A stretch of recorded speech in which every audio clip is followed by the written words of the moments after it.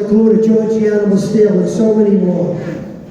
I still remember going to Shea Stadium on September 30th, 1972. We were on the field, sitting ringside. The match of the century at that time was Bruno Sammartino against Pedro Morales. Over the next few years, we were attending matches every month, and we developed a very big following. And we decided on making a wrestling fans convention. In 1976, we scheduled it at the Summit Hotel on Lexington Avenue, New York City. It might have been on the screen. You'd see it was a sellout. All the fans showed up. We had matches on the screen. We talked with the fans attending, and we had two special guests, Lou Albano and Freddie Blassie, who answered questions from the audience. I've always become, over the years, I became very close with Lou Albano. He passed away, and we got together and we made a record. I don't know if you noticed that. We put out a record, and it was an evening, it was a night at the Garden, and an evening with Captain Lou. It was a 45 RPM record that was sold at the arenas, Madison Square Garden, Nassau Coliseum, all the wrestling matches, and the vendor at the Garden at that time was Harry M. Stevens. The following year, in 1977, we had our second wrestling fans convention at the Americana Hotel, 7th Avenue, New York City, also a sellout. And we had a special guest there, Polish power, Ledvin Putsky, who might be on the screen also in one of the pictures. I also had an offer from an independent wrestling alliance to referee matches out of town in the Midwest. But that didn't last very long, as the traveling was just too much for me. In 1978, Louis and I opened a newsstand variety convenience store in Schenectady, ND, in Brooklyn, East Flatbush. It was called Nervous Breakdown, and we sold it months later. And then we opened up a store, WWW Plus. It was a wrestling souvenir gift shop in Canarsie. I noticed one day in the business opportunity section of the New York Times they were selling candy vending gumball machines, so I purchased hundreds of them. It was the red gumball machines growing up with the penny, nickel, dime item gumball, Super Bowls, the plastic capsule toys, and put these machines on locations and later sold them as routes. In 1982, we came across a local pizzeria on 5th Avenue in Ovington in Bay Ridge for sale, and we thought it was Pizza City. We pulled it up and sold it to the pizza man who worked for us. In 1983, a good friend of mine, Anthony Giamona, whose family owned Pantanella Pasta and Roma Tile, it was an imported tile from Italy, came in on the boats from Italy. He also owned Isis Queen of America on Utica Avenue in Brooklyn. He was the wholesaler and distributors of Italian ices. That's going back to the days when the only ices were around, with Gino's Italian ices and Roma. And now you have Rita's and Ralph's out there. So we're going back many years ago. He gave me the opportunity to open a satellite location on Avenue J in Midwood, next to the Midwood Theater. And we served ices, ice cream in the spring and summer and the fall, and then soup and hot chocolate in the winter. We had pinball games and 20 video games all year long. And that location was still closed due to a fire. We then purchased an old-time soda and avian water route, protected territories in Brighton Beach, Manhattan Beach, Sheepshead Bay, Marine Park, and Coney Island, Brooklyn, filled it up and sold that. In 1986, I went to a local concert. You might have seen it on the screen. It was in the Knights of Columbus. Performing was a Beatle band. It was Beatle Magic. They also performed on Broadway. It was a sound-alike, look-alike band. I waited until after the show and I spoke to them and I mentioned I'd like to support them and try to get them bookings. I became their manager. I sent out audition tapes and received a handful of out-of-town inquiries from talent inquiries from agencies in Pennsylvania, Virginia, Washington, and Ohio. And they were all for state and local fairs.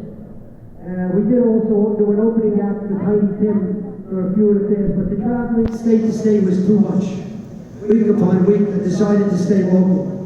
I looked into a lucrative business.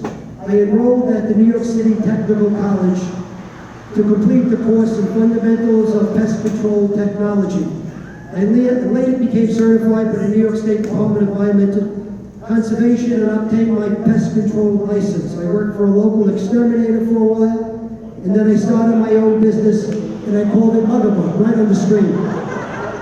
Mugabug, and we used to say the tagline, Mugabug, we rob roaches of their lives. And the band, that was the radio days. And then I was a part with the Salvation Army up there. I was the coordinator of Brooklyn. And there was Tiny Tim. We opened up for him for quite a few days. He passed away also. But getting back to Mugabug, I built it up by giving out flyers and circulars all around Brooklyn in homes, in the apartments, in the projects, and I started receiving a lot of calls. And there was a huge markup on exterminating, I'll tell you now. It cost us $10 for the actual pesticide chemical. We diluted it with a gallon of water to make the concentrate mixed in a stainless steel B&G tank. I built up around doing apartments and homes, and later on we built up New York City and stayed in the business for years. During this time, we also opened up a shop on 147th Street and Rockaway Boulevard, South Ozone Park near Kennedy Airport. It was called Hero King of Queens. And the following year, after selling that, a tire repair shop across from JFK. In 1989, I met my wife. You all met Karen Sue Ditchett, and we were married on August 5th, 1990, 31 years from this coming Thursday, in Lou Siegel's restaurant in New York City. We bought a home on 87th Street and Seton Avenue in Canarsie, and in 1994, we decided to pack up and move the family to Long Island. With 3 kids, Tara born 1991, Ricky born 1992, and Holly born 1993. And we started over again. I was traveling to Brooklyn and New York City a few days a week from the exterminating accounts, and I kept that going for a few years, but it was very long days. I thought it best to work right here on Long Island. So I purchased a motorhome and converted it to a hot dog sandwich truck and opened it up around 112 in Kunstler's. It was a home that it was specialized in next to Rand Fort in Port Jefferson, and later sold it. Then I saw an help wanted ad in a local paper for ADT Security. They needed salespeople, so I applied for the position to sell security systems for homes and businesses. In the old days, they called them burglar alarms. Working for ADT, I met a fellow, he was an elderly guy by the name of John Hopkins, also a salesman. One day he mentioned to me he saw a classified ad for an opportunity in publishing local magazines. He says I was a natural, a gift to give. We attended a seminar at the state in 1997, and afterwards deciding on putting together our own local coupon magazines in our hometown community. He solicited the business in Franklin Square, Garden City, West Hempstead, and Malvern, and I concentrated on Smithtown, Comac, and Kings Park. Sadly, John passed away months later after publishing his premier issue. I never got to thank him for the business connection he made for me, and little did I know, years later, this would have changed my life. I then expanded to Huntington Township community. In addition, years later, publishing the premium shopping guide, I started on the calendars. Magazine pretty much is the full color magazine. Hold up in a second. That's full color. And then I started doing direct mail coupon calendars that every mail carrier can vouch that they dislike because they say it's much too big to carry and can't fit in the mailbox. Starting out over 23 years ago with the first magazine at 16 pages, today it's 4 times the size. In a computer world when everybody is usually on their cell phones and computers, and print is not as popular as 20 years ago, I'm doing 64 pages. This is the magazine, and that's the premium shopping guide. And the calendar is pretty much full overgrown calendar. You can see it's big, so it's very hard for the carrier to fit into the mailbox. Steve can verify, everybody else tells me the same thing. I figure the longevity of a business speaks volumes of its popularity. Starting with the post office, last year, people were not going shopping or making purchases as usual. In December and holiday season this past year, people were just avoiding the stores and having Amazon and other suppliers, UPS, USPS, and FedEx deliver the packages. I took the exam for the post office in 1999 and was called for employment months later. The woman at the district mentioned it's your choice. You can go to East Northport or you can go to Northport. But I will tell you off the record, I know the postmaster in Northport. He's a wonderful guy. His name is Joel Rosen. I immediately made my choice. I wound up in Northport, 240 Main Street, Northport Village, a small incorporated village. Post office delivers to Northport Village, Fort Salonga, Ashroken, and Eaton's Neck. Back then it was different times. The mail volume was good. Letters and flats were delivered daily. Everybody counted on the USPS for their bills in the mail, mortgages, credit card statements, and monthly and weekly periodicals. Today, most people pay their bills online or by phone. It's not our father's post office.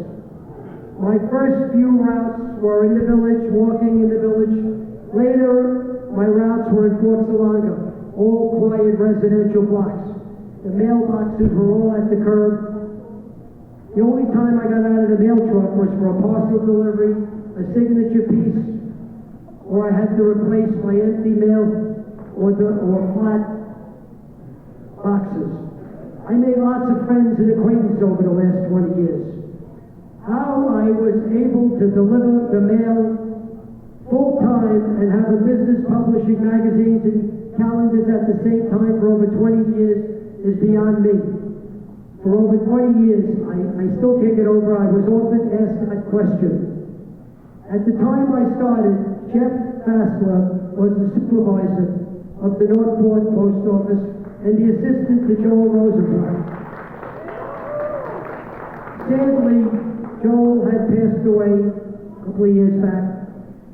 Jeff Fassler, the postmaster, who I know my entire postal career, the ideal boss. If anybody or anyone was going to have a boss, a supervisor, a person in charge, there was no better than Jeff. Now retirement ended on a good note. I'd like to introduce Jeff Fassler, my postmaster from the Northport Post Office.